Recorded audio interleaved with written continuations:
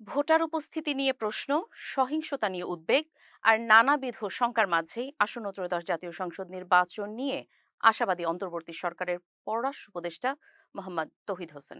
তার প্রত্যাশা ভোট পড়বে ৫৫%-এরও বেশি। রোববার রাজধানীর একটি হোটেলে ডিপ্লোম্যাটিক করেসপন্ডেন্স অ্যাসোসিয়েশন বাংলাদেশ আয়োজিত নির্বাচন রিপোর্টিং বিষয়ক সাংবাদিক প্রশিক্ষণ কর্মশালার সমাপনী অনুষ্ঠানে এ প্রত্যাশার কথা জানান তিনি। নির্বাচনের শান্তিপূর্ণ পরিবেশ নিয়েও আশাবাদী পররাষ্ট্র উপদেষ্টা। তিনি বলেন, অতীতে কোনো নির্বাচনই পুরোপুরি ঝামেলামুক্ত ছিল না, তবে এবার এখন পর্যন্ত যে ঘটনাগুলো ঘটেছে সেগুলোর বিরুদ্ধে ব্যবস্থা নেওয়া হয়েছে। নির্বাচনকালীন সহিংসতা নিয়ে সরকারের অবস্থান ও পদক্ষেপ বিদেশি কূটনীতিকদের জানানো হয়েছে বলেও জানান তিনি।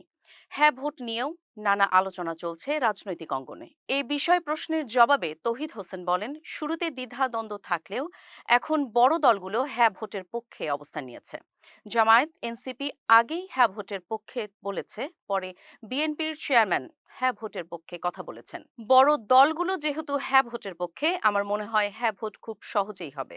সব মিলিয়ে ভোটার উপস্থিতি, সহিংসতা নিয়ন্ত্রণ আর রাজনৈতিক ঐক্যমত্য সবকিছু মিলিয়ে নির্বাচন ঘিরে সরকারের আশাবাদ স্পষ্ট। এখন দেখার বিষয় ভোটের দিন বাস্তবতা কতটা মেলে এই প্রত্যাশার সঙ্গে।